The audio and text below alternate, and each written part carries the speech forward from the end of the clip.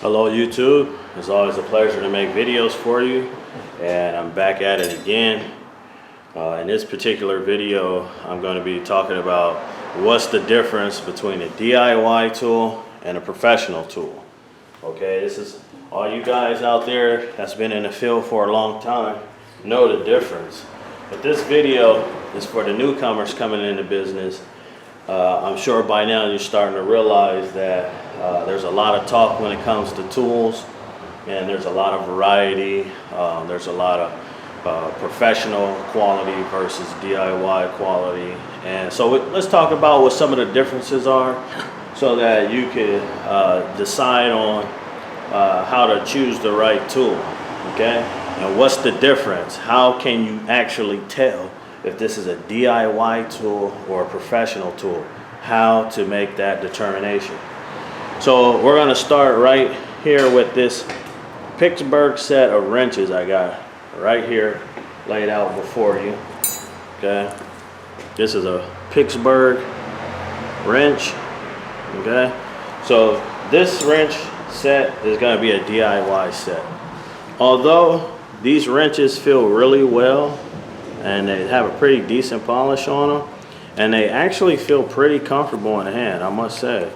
They're a pretty decent wrench. However, what's going to make this set a DIY set is that you're going to find this set is going to be frustrating in your career, because it starts at 10 millimeter, 11, 12, skip 13, went straight to 14, 15, skip 16, went to 17, skip 18, went to 19, skip 20, went to 21, 22, skip 23, went to 24, skip 25, went to 26.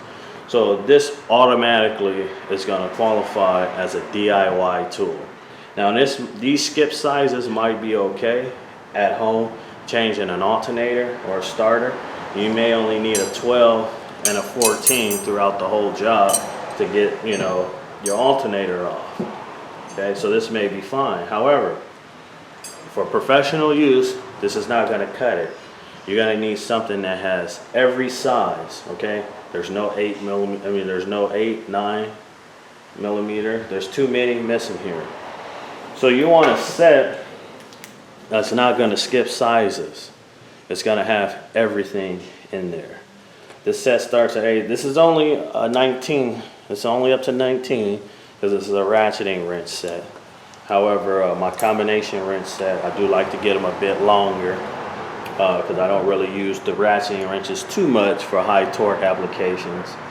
So this starts at 8. We got 8, 9, 10, 11, 12, 13, 14, 15, 16, 17, 18, 19. There's no skip sizes, okay?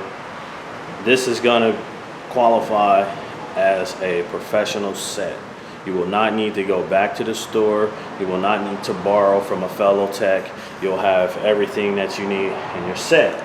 So skip size sets is gonna automatically qualify as a DIY set. Okay, moving into the next point on my wrenches. Take this Craftsman, for example, and this is an OG, okay, made in the States. So I got quite a few of these that I keep them. I'm trying to collect them to get as many as I can. But take, for example, this OG Craftsman here. This wrench was not built with your comfort in mind. However, this Tecton wrench was. Okay, you can see the difference right off the bat. This in your hand is going to be comfortable. Okay, you're going to be able to hold this all day, okay, and it's not going to bother you. Okay, also it's weighted and feels right. Okay, whereas this wrench is not balanced, it's not weighted well, it's bulky, it hurts if you put too much pressure, it hurts right here. Okay, it wasn't built for you to use it all the time. Okay, that's why it's a DIY tool. They expect this to come out on the weekends every now and then, or when hanging your flat screen TV on the wall. Okay, this right here was built with you using it day in and day out. Okay, so that's the difference. Comfort plays a major role on whether or not it's a DIY or a professional tool. Now, don't get too hung up on brands. Just because it says a certain name on it, it's not going to automatically qualify it as a professional. However, there are some brands out there that the majority of their products are professional, and so it's pretty safe to buy from them because you know most likely you're not going to get skip sizes. There's a lot of research that goes into the tools they make. So there are some brands that are better than other brands, so keep that in mind too. However, most companies do have a professional line, and those professional tools usually will get the job done just the same. All right, let's come over here on the ratchets. What is going to make a ratchet a professional ratchet versus a DIY ratchet? Okay, right off the bat, you can see this Craftsman. Okay, this is an OG too, Craftsman right here, made right here in the States.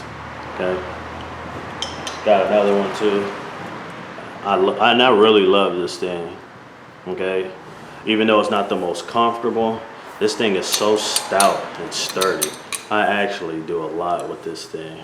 I've been using it for a long time, and it's held up for a long time. But then again, this is a USA made one, so that's probably why I've been using it for so long. Whereas I doubt this one that's not USA made, I doubt it holds up to the way these other ones did. We all know why tools are built overseas. It ain't to make them better, okay? It's to save money. They're made cheaper, okay? Nothing against it, just saying there's a reason that they're made over there, okay? It's to be able to be made cheaply. Okay, so that was a side point. Back to the professional versus DIY topic here.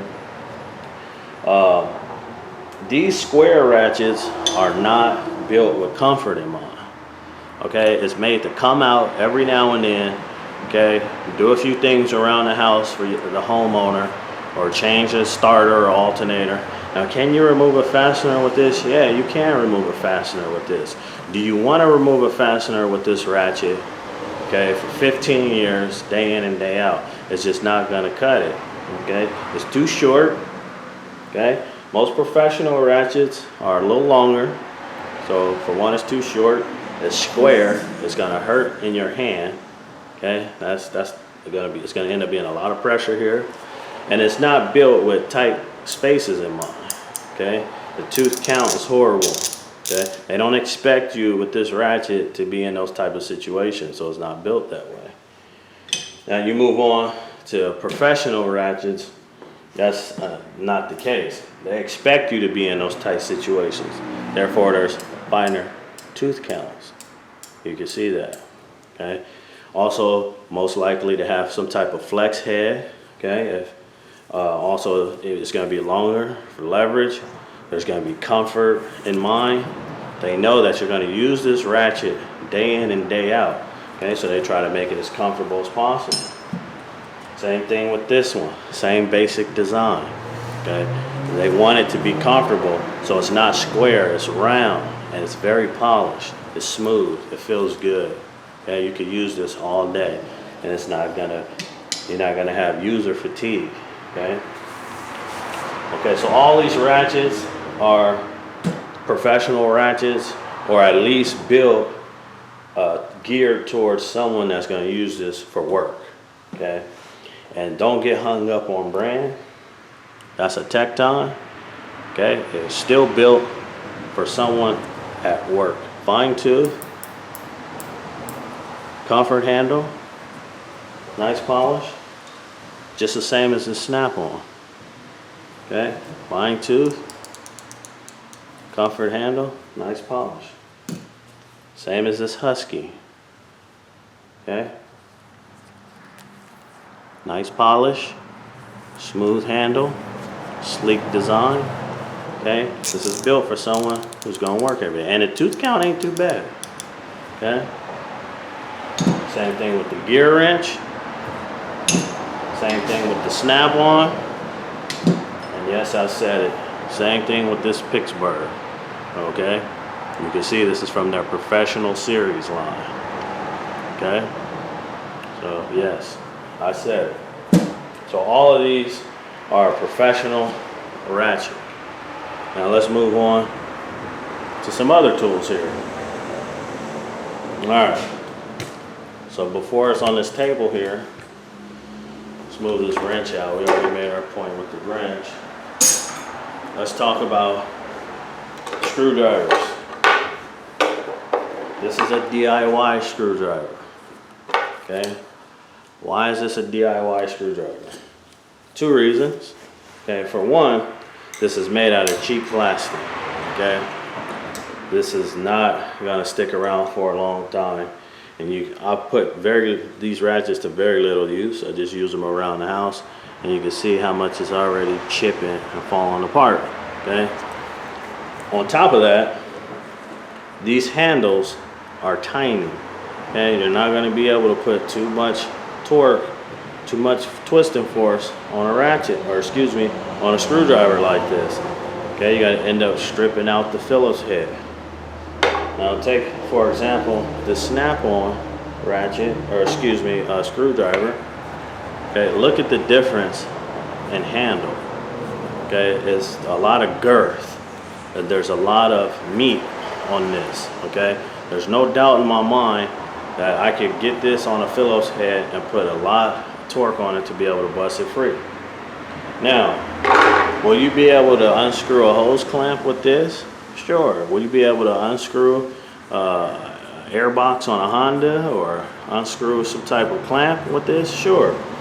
No problem. Okay. But don't think you're going to be able to unscrew some Phillips screw holding a throttle body, or idle control valve on a Nissan, or some type of screw, maybe even a rotor screw. Okay. You're not going to be able to get that out with this. You're just gonna make matters worse for yourself when it strips it all out. Okay, this is a DIY screwdriver. These are professional screwdrivers. Hopefully you understand the point that I'm trying to make. And it doesn't have to be brand. These are Tectons. These are very much professional screwdrivers as well. The handles are just as stout as the snap-on. Okay, so this is going to be a professional screwdriver. Last but not least, we got hammers here. Okay, so this is going to be a DIY hammer. Okay, why is this a DIY hammer? How long do you think it's going to take whacking this thing before this head gets loose or fly off this handle? Okay, or how many times hitting this that you miss your target and you end up splintering up this wood right here, breaking it? Okay, now what typically happens with these wood hammers is you get oil on them, you get transmission fluid on them, all these automotive chemicals, and the wood gets soft, and you start banging on something and it breaks, okay? Or it just gets mushy and this this hammer becomes useless. Take a professional hammer, that's not gonna happen. That's why it's made this way, to have this coating and this material on it, okay? And it's all one piece, okay? The head of this hammer is not coming off, okay? You could get whatever automotive chemical you want on this, okay? It's not gonna get soft like the DIY hammer. You could just wipe it off and you're good to go, okay? So hopefully I shed some light on the difference between professional tools versus DIY tools. Thank you for watching my videos. If you liked the video, please hit like. If you didn't like the video, hit like anyway. I'll see you next time. Surprise! Again, I want to reiterate that this video is just a basic difference between the two, just to sort of point rookies into the right direction on selecting tools. So I kept it as basic as possible. Okay, again, like I stated in the beginning of the video, this is not for you guys that's been out there wrenching for years, buying tools, working with hand tools for years. This is for new guys coming in. Okay, you guys out there that's been doing this for a long time, what do I need to tell you the difference? Excuse me. you know the difference already in fitment, in tensile strength, and the steel, whether or not the wrench has been through the die casting twice, to trim off excess material. The way the socket or wrench moves on the fastener, how much play it has before it actually grips the fastener. Flank drive technology, stuff like that. This kind of stuff, a new guy is not gonna know absolutely jack diddly about. Okay, wrenches are all the same to a rookie. They may only be able to tell the difference between maybe a dollar store wrench and a Sears wrench. But anything above that, they won't be able to tell. A higher grade wrenches than maybe a Craftsman Professional versus a cheap, Harbor Freight wrench that I showed in the video. They won't be able to tell the difference. So I just wanted to give them just a flat, basic guideline of what to look for when buying tools. So once again, thank you for watching.